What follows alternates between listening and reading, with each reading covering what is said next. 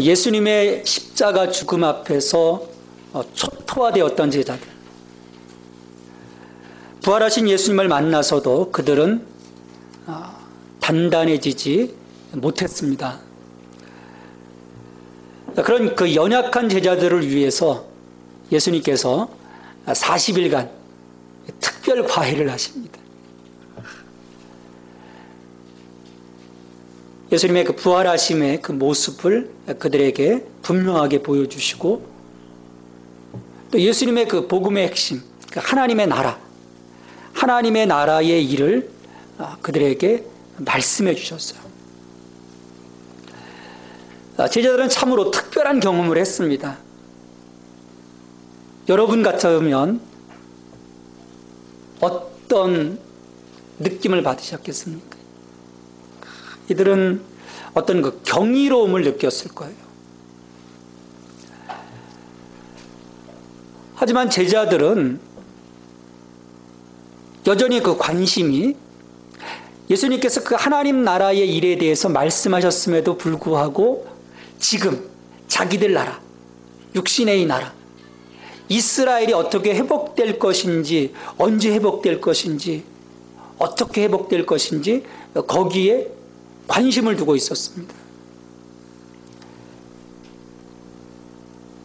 이들이 예수님을 대행해서 하나님의 나라를 열어가기에는, 이 땅 가운데 하나님의 나라를 확장해 가기에는 여전히 부족했던 거예요. 하지만 지상에서의 예수님의 사역은 이런 그 제자들의 무능함, 무기력함과는 무관하게 승천하심을 통해서 종결되어야만 합니다.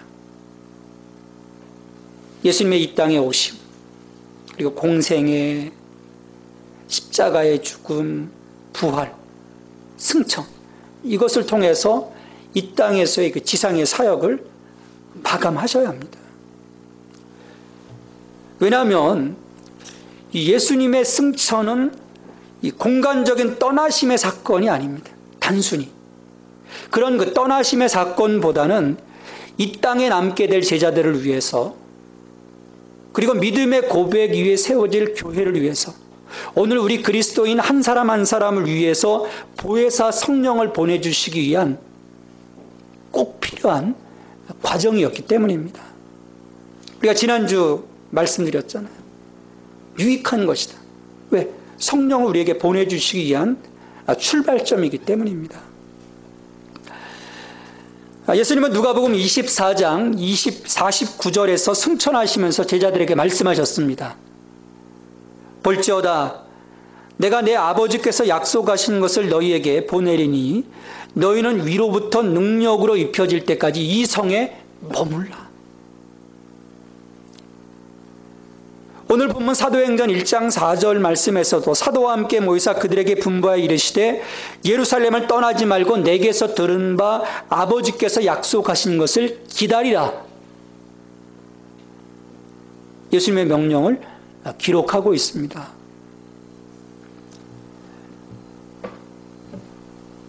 그러니까 제자들이 예루살렘을 떠나서 세상으로 흩어지기에는 아직 이들에게 가장 결정적인 일이 선행되어야 했던 것입니다.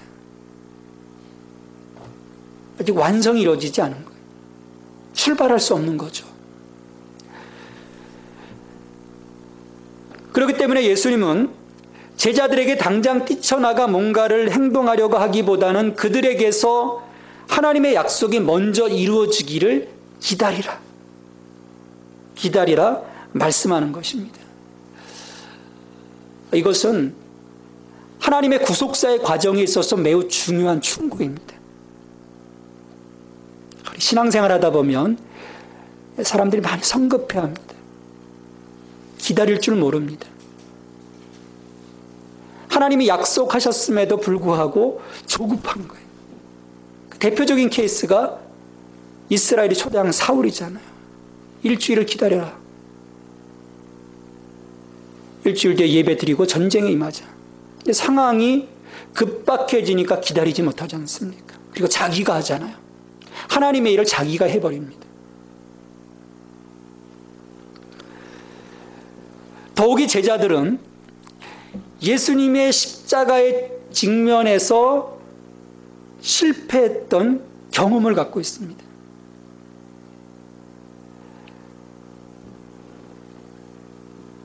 제자들이 얼마나 당당했습니까? 나는 절대로 주님을 배신하지 않겠습니다. 도망가지 않겠습니다. 다 뿔뿔이 터지잖아요. 3번씩 부인하잖아요. 얼마나 다급했으면 옷을 다 벗어 번지고 알몸으로 도망갔겠습니까? 저들은 철저하게 실패했습니다. 다시금 아무런 준비 없이 나가면 결과는 뻔한 것입니다. 그러기 실패의 자리였던 예루살렘, 다른 자리가 아니에요. 그들이 자라났던 갈릴리가 아닙니다. 그들이 예수님의 십자가 죽음 앞에서 실패했던 그 예루살렘에서 제자들은 그 실패와 그들의 연약함이 충족될 수 있기까지 다시금 기다려야 했던 것입니다.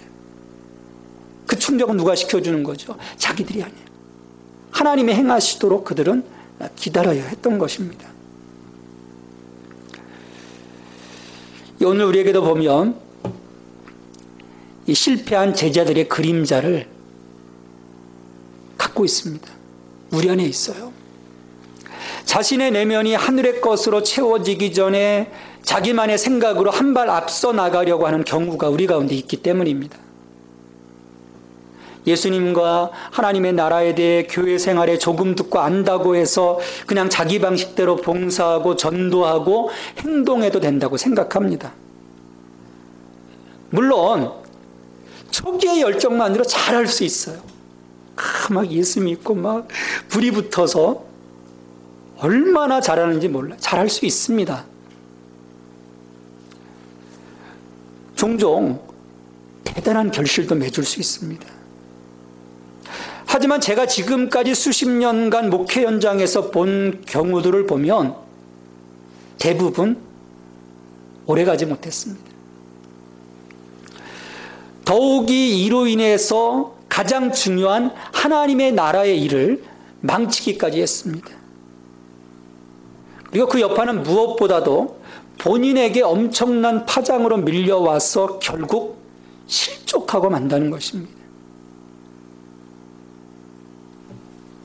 우리가 하나님의 것으로 채워지지 못하면, 그 채워짐을 우리가 기다리지 못하면 우리의 신앙 안에서 우리가 결코 유익함을 누리지 못한다는 것이죠. 그러기에 예수님은 제자들로 하여금 부활하신 예수님이 떠나신 자리를 자신들이 어떻게 메우려고 뭔가 해야 한다는 그 사명감, 얼마나 사실 부끄러웠겠어요. 특히 베드로 같은 경우 얼마나 부끄럽겠어요. 그래서 내가 뭔가 해야 되겠다는 사명감들이 있었을 거예요. 도망갔던 제자들, 그 부끄러움 때문에. 근데 그런 그 사명감, 부담감을 갖지 말고 그 무엇보다도 먼저 하나님께서 약속하신 성령님의 기름 부으심을 기다리라 강조하신 거예요. 예수님께서 이처럼 제자들에게 말씀하셨지만 이미 하나님께서 선지자들을 통해서 성령님의 기름 부으심은 이미 약속하신 겁니다. 선지자 요엘을 통해서 성령을 만민에게 부어주시겠다고 요엘서 2장 28절 29절에서 말씀하셨어요. 그 후에 내가 내 영을 만민에게 부어주리니 너희 자녀들이 장래일을 말할 것이며 너희 늙은이는 꿈을 꾸며 너희 젊은이는 이상을 볼 것이며 그때 내가 내 영을 남종과 여종에게 부어줄 것이며, 또 신약으로 넘어와서 세례 요한을 통해서 그 약속을 확인해 주셨습니다. 누가복음 3장 16절에서 나는 물로 세례를 베풀거니와 나보다 능력이 많으신 이가 오시나니 나는 그의 신발끈을 풀기도 감당하지 못하겠노라. 그는 성령과 불로 너희에게 세례를 베푸실 것이요. 성령님의 오심은 신실하신 하나님의 약속입니다. 그러기에 오늘 우리 가운데 분명히 이루어 주실 진리의 말씀인 거예요. 이런 연유로 제자들이 위로부터 능력이 임하기까지 기다림의 기간은 결코 무의미한 시간이 아닙니다. 하나님의 그 부어주심을 사모하면서 기다리기 때문이에요. 그러니까 제자들에게 있어서 가장 설레는 기간이고 간절한 시간이었습니다. 그래서 신학자 칼바르트는 예수님의 승천하심으로부터 이 오순절까지의 이 기간을 하나님의 능한 행위들 중간에 끼어 있는 의미심장한 멈춤이라고 얘기를 했습니다. 우리 멈춰 있으면 불안하잖아요. 오늘 일어나서 내가 뭔가 해야 되는데 그런 강박관념들을 갖고 있습니다. 근데 의미심장한 멈춤이라는 거예요. 교회로 하여금 하나님의 약속을 기다리도록 하는 멈춤이었기 때문입니다. 오늘 우리의 삶에 이 멈춤이 있어야 합니다. 의미심장한 멈춤. 그냥 그날 분주하게 뛰어다니기보다는 하나님 앞에 서서 조용히 잠잠히 참아 기다리는 의미심장한 멈춤. 그때 거기에 하나님의 체험이 있는 거예요. 그런 멈춤 없이 우리 다니다 보면요, 깡통 소리만 납니다. 이리 가서 부딪히고 저리 가서 부딪히고. 무엇보다도 제자들에게 있어서 이 약속의 실현은 중요했던 거예요. 제자들이 예수님에 관해서 많은 것을 알고 있었어도 또 40일간 특별 과외, 복음이신 예수 그리스도를 통해서 복음에 대한 특별한 과외를 들었어요. 그랬음에도 불구하고 승천하실 예수님으로부터 그 사역을 위임받아 이 땅에서 교회의 사명을 다하는 데는 지금의 상황으로는 충분하지 않은 거예요. 왜냐하면 하나님 이 땅에 교회를 세우시고 예수님의 그 사역을 대행함에 있어서 이 사역은 단지 예수님에 관해 말해줄 수 있는 충분한 지식을 갖춘 지적 도전이 아닙니다.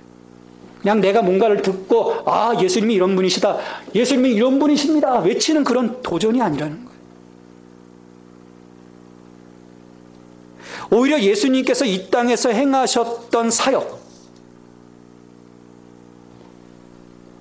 치유와 교육과 선교의 그 사역을 위임받아서 계속 이어가야 하는 권세와 능력을 갖춘 도전이어야 하는 거예요. 어둠의 세력들을 향해서 하나님의 승리를 선포해야 하는, 마귀의 세력과 싸워 이겨야 하는 권세와 능력의 도전이라는 거예요. 그러니까 단순히 나 뭐 좀 알아, 그것 가지고는 우리가 하나님 나라의 선봉에 설 수가 없는 것이죠. 그래서 하나님께서 예수 그리스도를 통해 성령을 보내주시고 그 성령의 권능 아래서 그들이 세상 가운데로 나아갈 수 있도록 지금 예수님은 붙잡고 계십니다.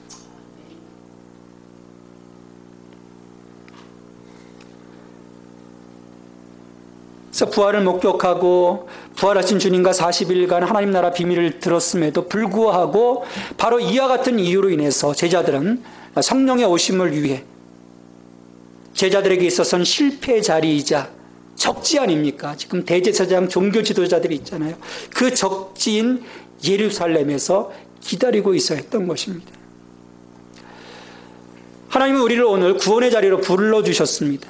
얼마나 감사합니까? 그 은혜를 경험하게 하셨어요. 그리고 하나님의 나라와 하나님의 영광을 위한 부르심의 목적을 이루도록 우리를 사용하실 겁니다. 우리 한 사람 한 사람을 불러주신 분명한 하나님의 목적이 있습니다. 하지만 아직 채워지지 않은 우리의 속사람을 위로부터 임하는 하늘의 능력으로 채우기 위해서는 우리는 지금의 자리에 머물러 있어야 합니다.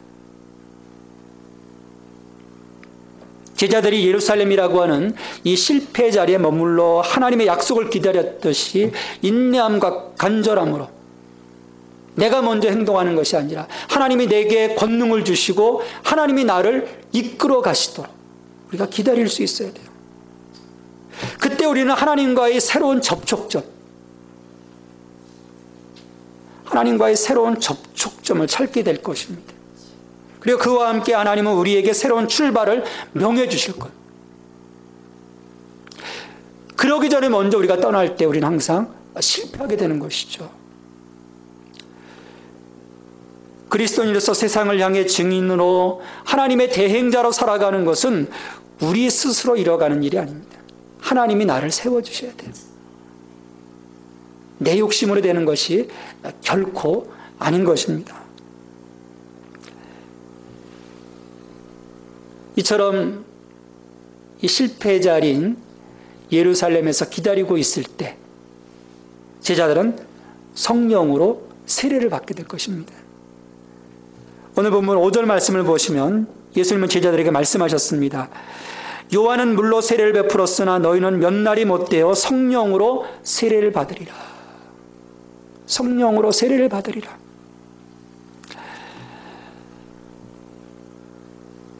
광야에서 외치는 자였던 이 세례 요한은 회개의 증표로 사람들에게 세례를 주었습니다. 물세례를 주었어요. 회개의 증표였어요. 그들이 먼저 자신을 하나님의 앞에 자신의 죄를 자백하고 하나님이 원치 않은 삶을 살기로 작정을 하는 것이죠. 그러니까 결단에 대한 외적인 증표로서 물세례를 베풀었습니다. 그리고 이것이 효과를 발휘하기 위해서는 변화된 삶을 향한 내적인 변화가 뒤따라야 합니다. 하지만 요한의 세례는 구원을 주지는 못했습니다. 그것은 앞으로 오실 메시아를 맞이하고 그의 메시지와 그의 세례를 받을 수 있도록 사람들을 준비시키는 사건이었어요. 길을 여는 사건이었죠. 반면에 예수 그리스도의 승천 이후 만민에게 부어지는 이 성령의 세례는 예수 그리스도를 믿는 모든 자에게 주어지는 선물인 성령의 영접을 가리키는 말입니다. 그 점에서 이 성령 세례는 구원의 이 과정에서 나타난 이례적인 사건이에요. 내가 예수 그리스도를 믿음으로써, 믿고 세례를 받음으로써 성령의 선물을 우리에게 주시는 거예요. 그러니까 동시적인 사건입니다.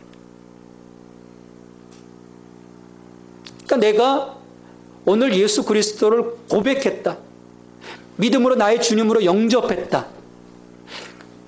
이 고백의 사건이 있을 때 우리 가운데 이미 성령의 세례가 임한 것입니다. 그러니까 이처럼 그 성령 세례가 이례적인 사건이라면 이 성령 충만은 반복적이고 지속적인 경험이에요.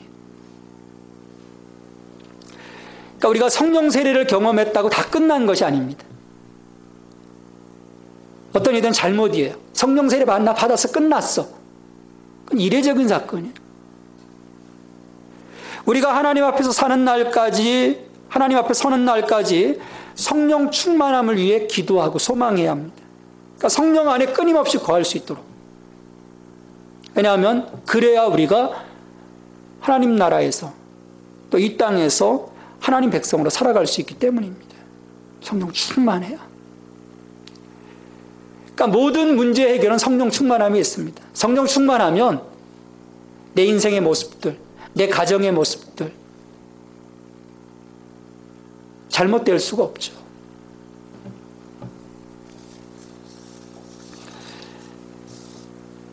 이런 성령 세례를 통해서 이 제자들은 하나님의 통치 아래 복종하는 강력한 은총을 처음으로 경험하게 돼요. 그리고 제자들 한 사람 한 사람의 인격이 변화되는 경험을 갖게 될 것입니다. 그래서 우리가 성령 세례를 받고 성령 충만함으로 살아가는 이들을 보면 그 이전과 이후가 극명하게 구별될 수밖에 없어요. 내가 예수 믿고 성령 받았다면, 성령의 세례를 받았다면, 성령 충만한 삶을 살고 있다면 분명히 달라지는 거죠. 나 아직도 그게 그건데 문제가 있는 거예요. 문제가 있는 거예요. 왜냐하면 내가 예수 믿고 성령의 선물을 받으면 그 성령의 임하심을 통해서 내 안에 성령의 권능이 임하기 때문입니다. 오늘 우리를 그리스도인답게 살아가도록 세워주시는 분은 성령님이십니다. 내적 작용을 통해서, 성령의 내적 작용을 통해서 우리가 일어나게 되는 거예요. 오늘 8절 상반절 말씀에서도 오직 성령이 너희에게 임하시면 너희가 권능을 받고, 성령을 통해서 우리가 권능을 받는 거예요. 능력을 받는 거예요. 제자들은 성령 세례를 통해서 그 어떤 세상의 힘보다 더 위대한 성령의 능력을 받게 되는 것입니다. 이 능력은 이적과 기사가 일어나게 하고 우리 속에 용기와 담대함, 확신과 통찰력을 줍니다. 말씀이 효과적으로 전파되게 하는 능력이에요. 이와 같은 능력은 땅의 능력이 아닙니다. 위로부터 오는 하늘의 능력입니다. 근데 그것은 우리가 취할 수 있는 게 아니에요. 가진다고 가질 수 있는 것이 아닙니다. 그 권능밖에 우리가, 제자단이 우리가 간절히 원할 때 하나님이 부어주시는 거예요. 특별히 오늘 말씀에서는 이처럼 제자들에게 성령의 권능을 주시는 목적이 하늘의 능력으로 무장해서 예수 그리스도의 증인이 되도록 함에 있습니다.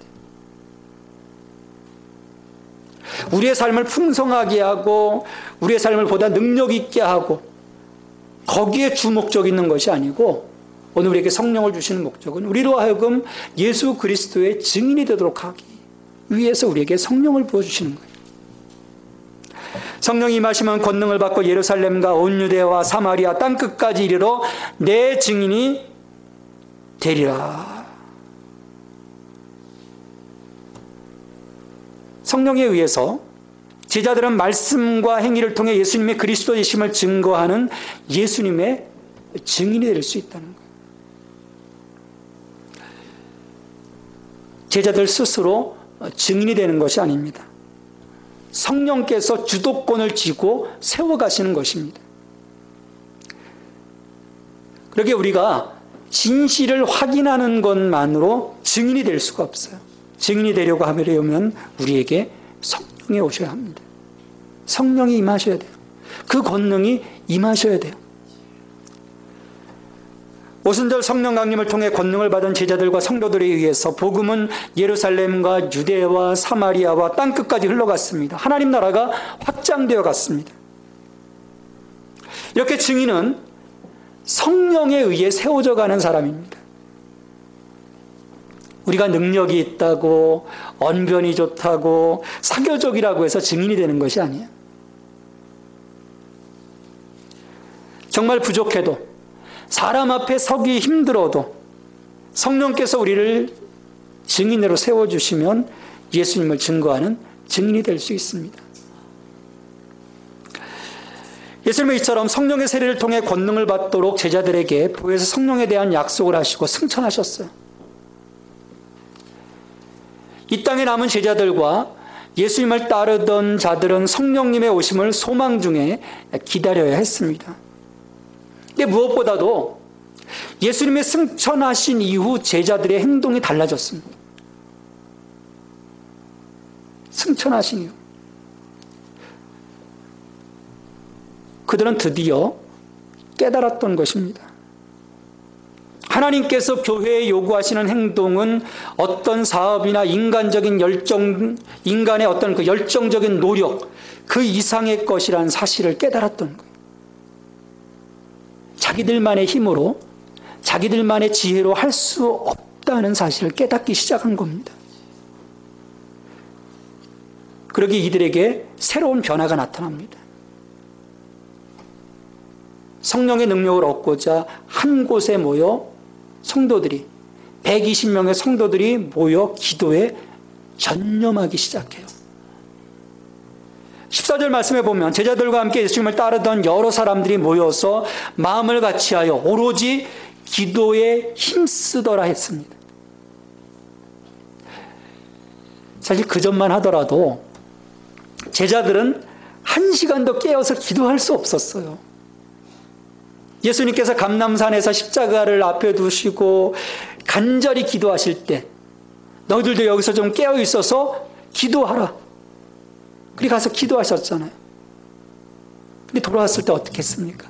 졸고 있었잖아요. 너희가 1시간 더 깨어 기도할 수 없었더냐? 예수님이 안쓰러워하셨어요. 그런 그들이 약속하신 성령을 받기 위해 기도하기 시작했습니다. 기도가 드디어 초대교회의 지표로 등장하기 시작한 것입니다.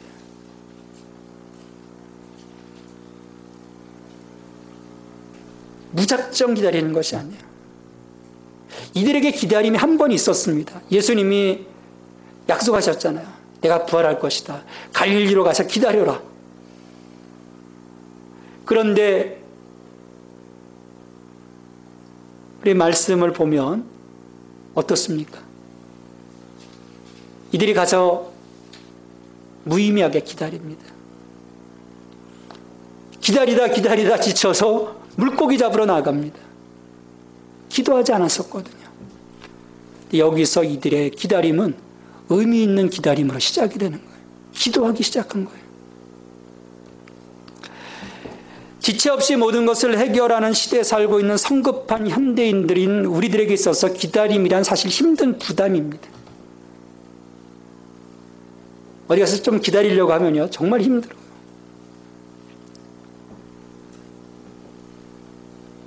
주님이 우리로 하여금 기다림에 대해서 말씀해 주시는 것은 우리가 세상에서 실행해야 하는 일들이 단순히 우리의 노력이나 어떤 프로그램, 대중운동만으로 성취하기에는 우리의 능력 밖에 있음을 암시해 주는 거예요. 그래서 기다리라는 거예요. 우리는 세상의 능력과는 차원이 다른 능력을 받아야 합니다. 그러기에 제자들은 그 진리를 깨닫고 기다리면서 기도하기 시작한 거예요.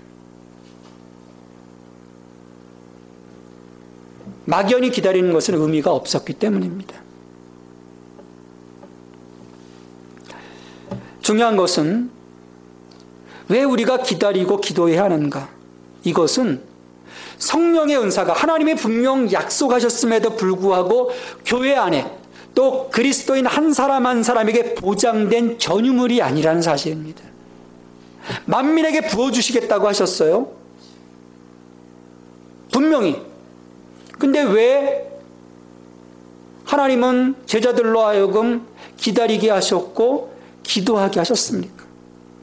그건 보장된 전유물이 아니라는 거예요. 아무것도 안 하고 있을 때 부어주시겠다는 것이 아니에요. 우리가 소망하고 기도하고 있을 때. 그러니까 성령을 약속해 주셨다고 해서 우리가 기도할 필요가 없어지는 것이 아니라는 겁니다. 왜 나는 성령 충만하지 못하지? 왜 나는 성령 세례 받지 못하고 살아갈까? 하나님 분명히 약속해 주셨는데. 당연하죠. 우리가 기도하며 기다리지 못했는데. 내가 간절히 사모하지 못했는데. 하나님 우리에게 주시겠습니까? 성령의 은사는 기도 중에 지속적으로 새롭게 구해야 하는 은사입니다. 그때 그 역사가 아니라는 거예요.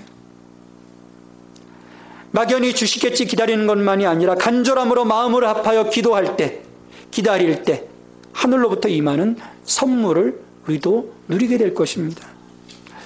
오늘 우리도 예수 그리스도의 증인으로 살아가기 위해서는 성령의 권능으로 증인이 되기 위해서는 성령의 세례와 더불어 성령 충만함을 받아야 합니다. 이를 위해 제자들이 마가의 다락방에 모여 성령 강림을 위해 뜨겁게 기도하며 성령의 임재를 기다렸던 것처럼 우리의 삶의 자리에 사역의 현장에 성령님의 그 능력이 더 입혀지기를 위해서 마음을 합해 간절히 기도할 수 있어야 합니다. 그와 같은 간절함을 보실 때 하나님은 약속하신 선물을 우리 가운데 보내주실 것입니다. 오순절 성령 강림 주일이 한 주간 앞으로 다가왔습니다. 오순절 성령 강림을 통해서 교회가 태동하고 복음이 땅끝까지 확장되는 역사가 일어났던 것처럼 우리 예수 생명교회 모든 성도들에게도 성령님의 임재를 통해 권능을 받고 예수 그리스도의 증인이 되어 복음의 확장을 위해 내가 헌신하겠다고 결단할 수 있길 바랍니다. 이를 위해 마가의 다락방에 모여 기도했던 이 제자들처럼 한 주간 기도하며 성령의 역사를 사모하십시오. 그리고 성령의 권능을 받으십시오. 하나님께서 여러분을 하나님 나라를 위해, 복음을 위해 예수 그리스도의 증인으로 세워주실 것입니다. 부활하신 예수 그리스도가 여러분의 거룩한 삶을 통해서, 거룩한 입술을 통해 수많은 생명들에게 증거되기를 간절히 바랍니다. 하나님, 저에게 성령의 세례를 약속하시니 감사합니다. 예수 그리스도를 믿을 때 선물로 주시겠다는 성령의 약속을 통해 이 땅에서 전혀 다른 차원의 삶을 살아가는 하나님의 백성들이 되게 하옵소서. 우리로 하여금 증인의 삶을 살도록 하셨습니다. 하지만 우리의 능력, 우리의 힘으로 이 막중한 사역을 감당할 수 없습니다. 오직 성령 충만함의 은혜로 가능합니다. 성령의 도우심을 통해 행할 수 있습니다. 간절히 기도하며 바라오니 저희 모두에게 성령의 선물을 허락하여 주시옵소서. 성령의 능력으로 살아가게 하여 주옵소서. 성령의 능력으로 세상 가운데로 나아가 이기는 자가 될 수 있도록 주님 역사하여 주시옵소서. 예수님의 이름으로 기도하옵나이다. 아멘.